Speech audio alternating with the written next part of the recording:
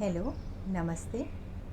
My name is Nancy Singh, and today I am going to focus on back bend or Urdhva Dhanurasana, or how to get your back flexible.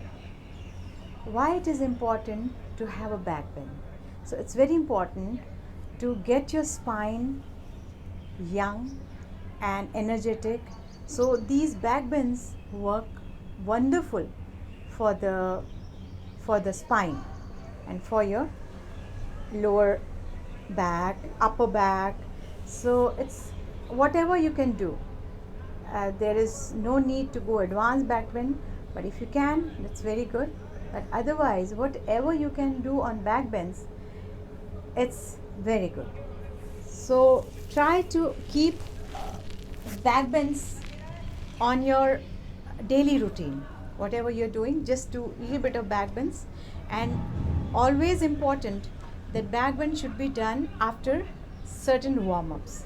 So in yoga, like if you are doing back bends, it's done mostly at the end, because your body is all open up, your shoulders are open up, your back is open up, your thighs. So then you can do your back bends. But if you want to do back bends, try to first warm up your body by Surya Namaskar, Ashtanga yoga, or Surya Namaskar Hatha yoga, where you do all kind of warming up of the body. So let me tell you what is back bend actually. So this is your spine. This is your spine, and how you do the back bends? You move your back like this. So actually, just see how your back is moving. Your back is not moving. It's your upper part or the front body which is moving back. So it's very important to focus on the upper part. What people do, they think that it is back bend, they try to squeeze their spine so much that it hurts. So it's not necessary. It gets a little bit pressure, but it should not get a pinching pain on your back bend. It should be always, this part comes the last. You are back bending from your upper body, your front body, and then you're going behind, exactly like this. So for upper body stretching, this is upward facing dog, which we do on Surya Namaskar.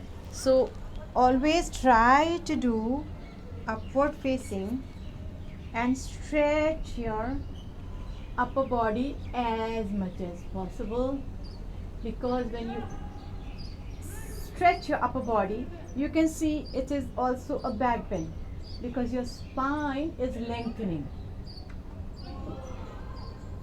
Okay, so when you are doing Surya Namaskar, that time always stretch your upward facing dog as much as possible, not like just doing this and coming on downward facing dog. So your upward facing dog should be always stretching the upper body like this. So you are warming up your back bend. Second thing, the other asana which gives you lot of strength on your back is Purvottanasana, where you keep both the legs together and your arms behind, and then you try to lift from your pelvis, your hips, like this. You can do this, or you can do this. Take 5 breaths here. Try to reach your toes down and pelvis up. So this also gives lot of support on your back. Next is, if you are trying to reach your back bend, nice and bendy, what you call it, bendy, just try to do this legs forward, forward, forward. Your legs are shoulder distance apart or hip distance apart, and then you can initially you can take a wall support, and you can just see that there is no fear on your, generally it comes, it's very natural, and if you go behind you feel that there is nothing there, and that fear comes and anxiety comes. So just to take out the fear or anxiety, take deep breath, always breathe, and try to remember your breath. Don't stop your breath, just remember to breathe, and try to come from your upper back. See, I'm coming from my upper back like this and breathing, breathing, breathing, and then look back. There is no need to fear because there is a wall there, so you can't fall back. So take this support of your thighs or your quadriceps should be very strong and holding you down, and then hips are not engaged, they are just holding you tight, and then giving you a forward thrust. It's giving you forward thrust, and then just stay there.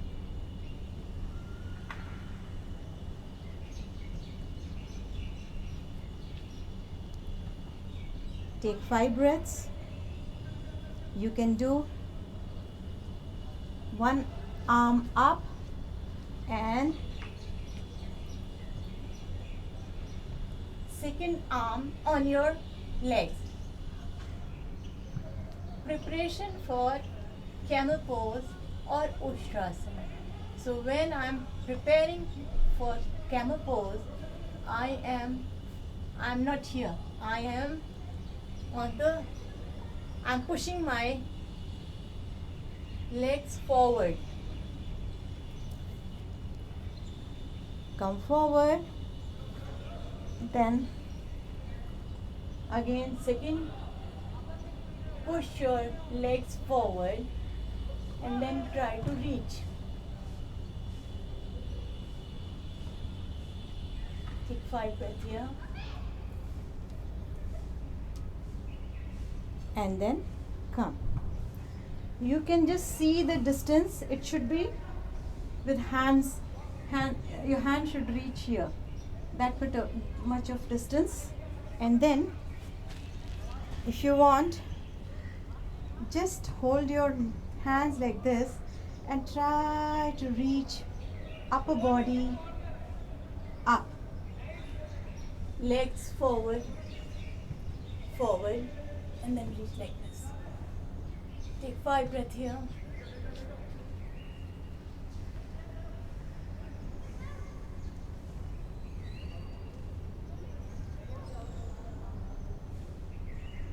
Come.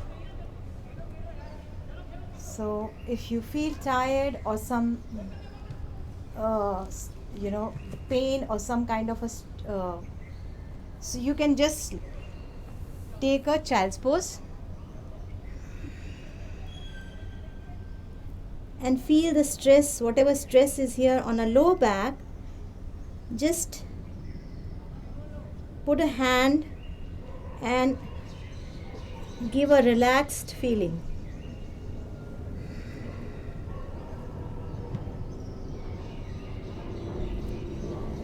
Come up. Now prepare for Ustrasana. You are doing like this, coming forward, chest forward. Inhale, keep inhaling and exhaling, and look behind. Your hands, position of the hands should be on your toes, not here. It should be here. Try to come forward.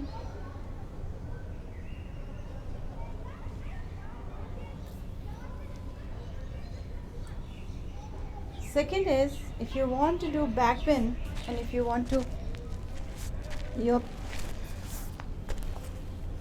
you can see this back bend also.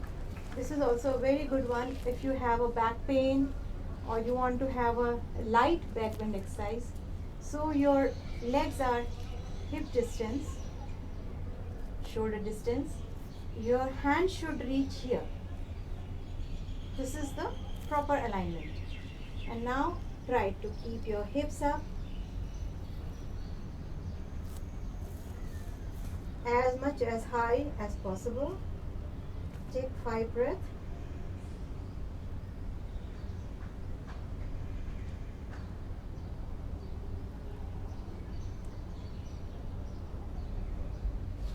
If you are comfortable, then put your hands like this on your waist and then take deep breath. If you are comfortable, lift one leg up and then other leg up.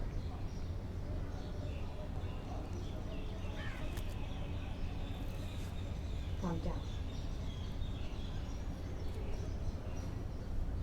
Keep both legs on your chest and give your back some rest and breathe.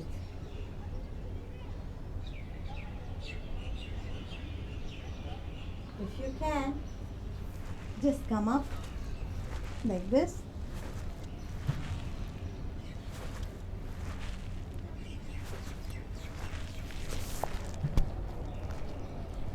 So these are the basic fundamental things to have your back open, and then slowly when you know how to open your back, open your chest, then you can gradually do your Urdhva Dhanurasana or any other Kapotasana, anything, but keep your fundamental very clear. Thank you.